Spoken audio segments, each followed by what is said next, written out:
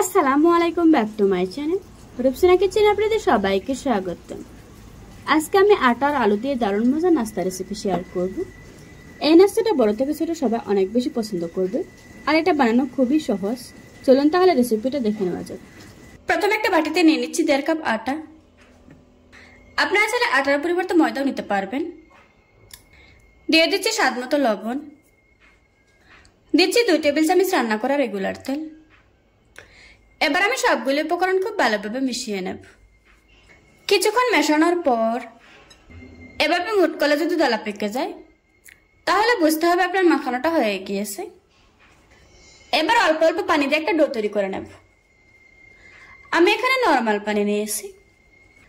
পানিটা একবারে দেওয়া যাবে না, অল্প অল্প দিতে হবে আর মেশাতে হবে।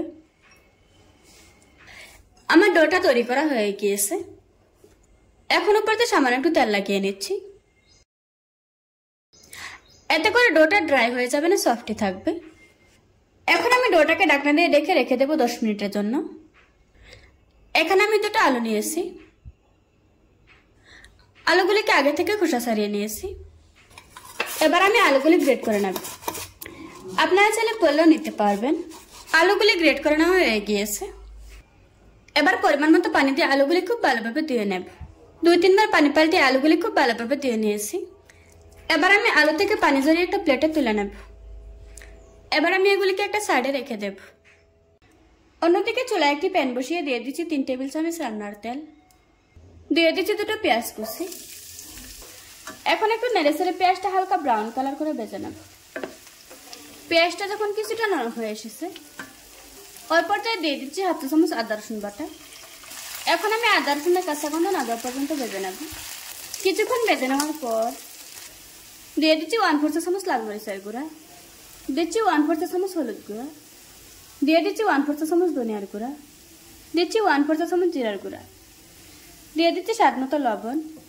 এখন একটু নেড়েচেড়ে ভালোভাবে মিশিয়ে নেব। এবার সামান্য একটু পানি দিয়ে মশলাগুলি খুব ভালোভাবে কষিয়ে নেব। কিছুক্ষণ কষিয়ে নেওয়ার পর এখন মশলার উপরে তেল বেশি উঠেছে, তার মানে আমাদের মশলাটা কষানো হয়ে গিয়েছে। এবার এর মধ্যে দিয়ে দিচ্ছি আগে থেকে ধুয়ে রাখা আলু। এবার আমি মশলার সাথে আলুটা খুব ভালোভাবে মিশিয়ে নেব আর এভাবে করে কিছুক্ষণ ভেজে নেব। কিছুক্ষণ ভেজে নেওয়ার পর এবার আমি ঢাকনা দিয়ে ঢেকে 5 মিনিটের মতো রান্না করে নেব। এই সময় চুলার আঁচ মিডিয়ামে রাখতে হবে। ফিরে এলাম 5 মিনিট পর। এখন দিয়ে দিচ্ছি কিছু কাঁচামরিচ কুচি। আমাদের আলুর পুরোটা রান্না করা হয়ে গিয়েছে। এখন একটু নেড়েচেড়ে চুলা থেকে নামিয়ে নেব। ফিরে এলাম 10 মিনিট পর। এবার আমি লেচি কেটে নেব।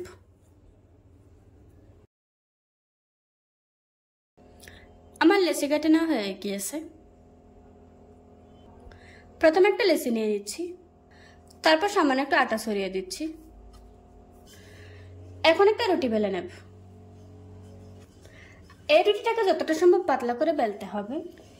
আমার রুটিটা বেলে নেওয়া হয়ে গিয়েছে। আমি এরকম পাতলা করে একটা রুটি বেলে নিয়েছি। এখন একটা ছুরির সাহায্যে রুটিটাকে কেটে নেব।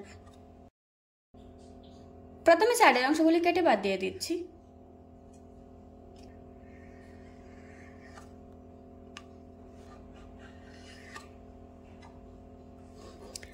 তারপর আবারও মাছ বরাবর কেটে নিচ্ছি। এখন আমি নাস্তাগুলি বানিয়ে নেব। এবার মাছ বরাবর দিয়ে দিচ্ছি আগে থেকে বানিয়ে রাখা আলুর পুর। তারপর চারপাশে পানি লাগিয়ে দিচ্ছি। এটা আঠার কাজ করবে।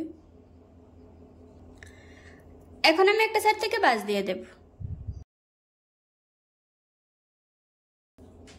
তারপর আমি রুলের মতো করে আবারও ভাঁজ দিয়ে দিচ্ছি।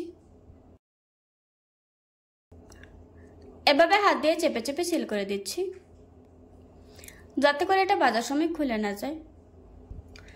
এখন একটা কাঁটা চামচের সাহায্যে ডিজাইন করে দিচ্ছি। 2টো সাইড আমি একইভাবে ডিজাইন করে দিচ্ছি। আমার নাস্তাটা বানানো হয়ে গিয়েছে। এভাবে করে আজকে আমি সবগুলি নাস্তা বানিয়ে নেব। নাস্তাগুলি ভাজার জন্য চুলায় মিডিয়াম আঁচে তেল গরম করে নিয়েছি। এবার আমি গরম তেলের উপর নাস্তাগুলি দিয়ে দেব।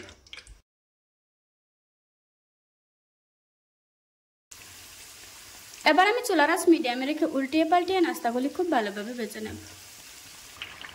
কিছুক্ষণ ভেজে নেওয়ার পর এখন খুব সুন্দর একটা কালার এসেছে। এবার আমি তেল ঝরিয়ে একটা প্লেটে তুলে নেব। এভাবে করে আজকে আমি সবগুলি নাস্তা ভেজে নেব। দেখুন বন্ধুরা, আমার নাস্তাগুলি বানানো হয়ে গিয়েছে। একটা ভেঙে আপনাদের সাথে শেয়ার করছি। আশা করছি আজকের এই সহজ রেসিপিটা আপনাদের কাছে ভালো লাগবে। ভালো লাগলে আমার চ্যানেলটা সাবস্ক্রাইব করে পাশে থাকা বেল বাটনটি অন করে রাখবেন। আবারও কথা হচ্ছে নতুন কোনো ভিডিওতে। ততক্ষণ সুস্থ থাকুন, ভালো থাকবেন। আল্লাহ হাফেজ।